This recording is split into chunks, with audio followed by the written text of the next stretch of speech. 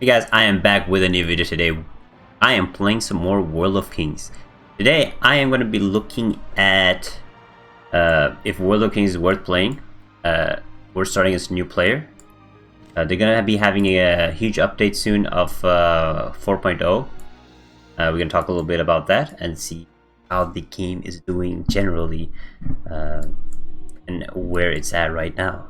So let's get right into the video. Follow my socials if you guys haven't already. And let's see, I'm here with a very nice account actually. Angel, got some cool wings. Yeah, he's doing pretty good for himself.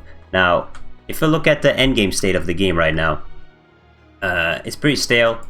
For top players or top guilds, the Overlords, which is like the hard dungeon content, pretty easy to do. They outgeared by a lot. The next one is going to open in 5 days, and it's going to be 430 gear score. And most of the top players are already way above it, way above it. There's going to be a walk in the park for most of them. When it comes to raids, it's pretty easy also for the top geared players. It's straightforward. They can do it in one try, and it's pretty simple to do. So the new dungeons that they release, the new raids that they release, is pretty easy to challenge for the top gear players. But how is it for newer players? Let's say you're a new player and you're starting into World of Kings. Now, first of all, I will suggest two things to do. Either you go, who doesn't know it's me, I'm going to just create a team. First of all, what I would do is I would go to either server 1, or I would go to the the newest server if they're releasing a new server. They usually do it in the big updates, so a good time to start is usually when they do release big updates like 4.0 or 3.0 and so on. I'm guessing 4.0 will be pretty soon.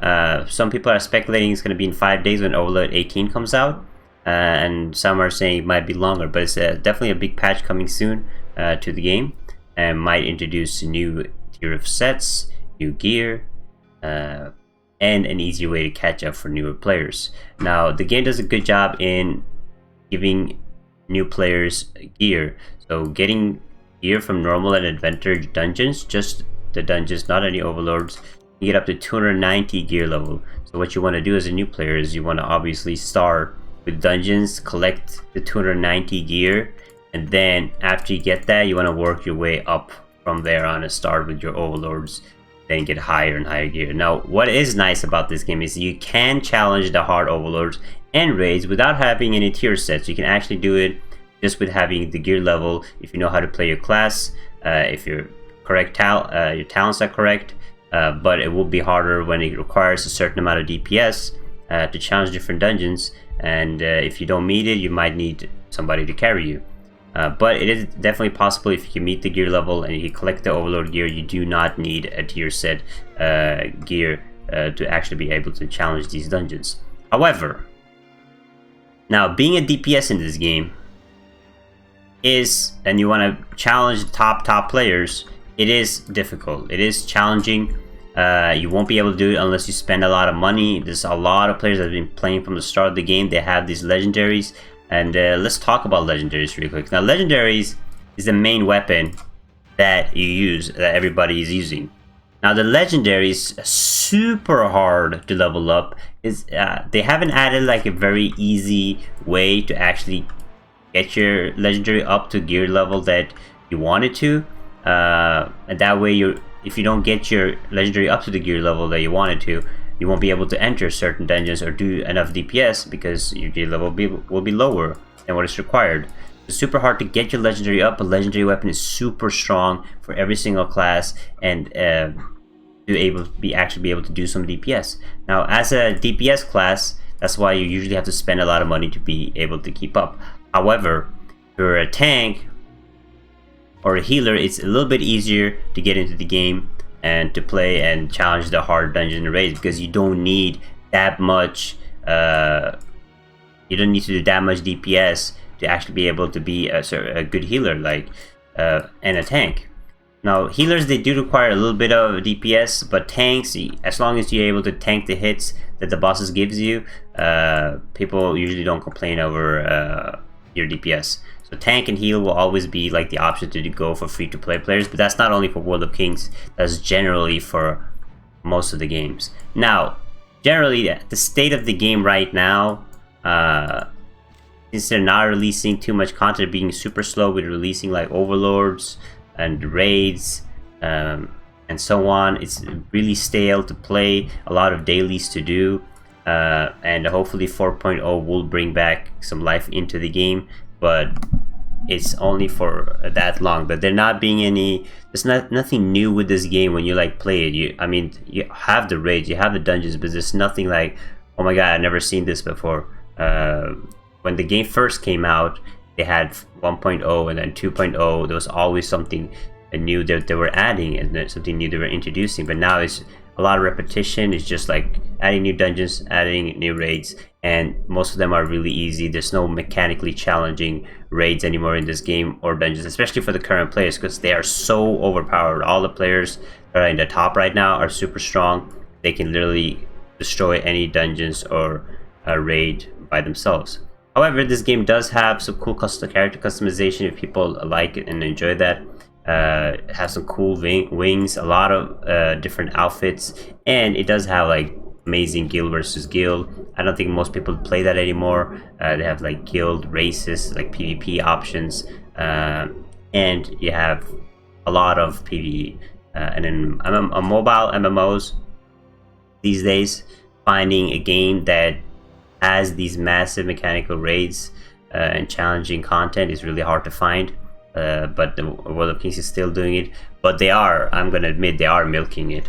And they have this thing where they have every update every 2 weeks, and then in between those 2 weeks they have this pay-to-win update where they introduce new boxes and new like top-ups you guys can do.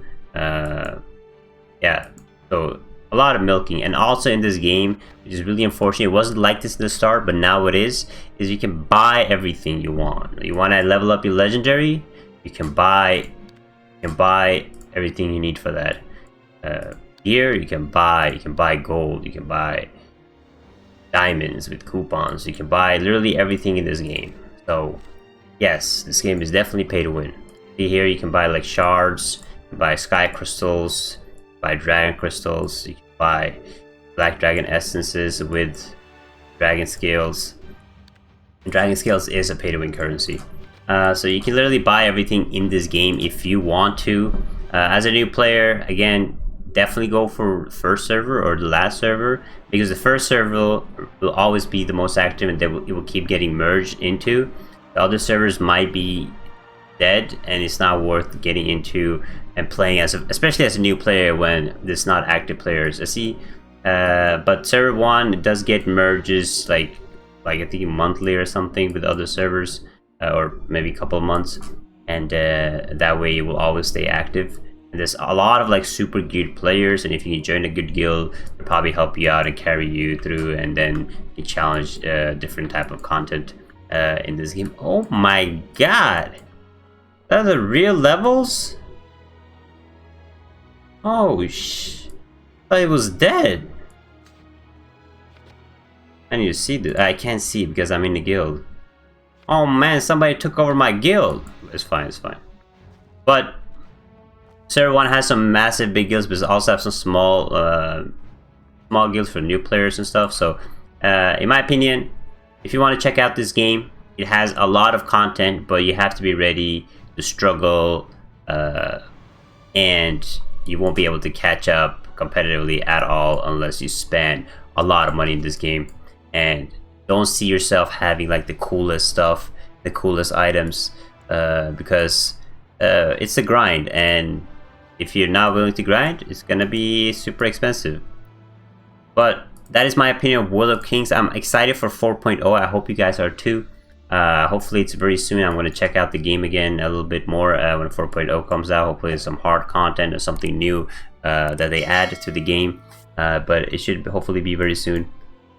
So thank you guys for watching. I hope you guys enjoyed. Make sure you guys follow my socials if you haven't already down below, and I will see you guys in the next video. Bye bye.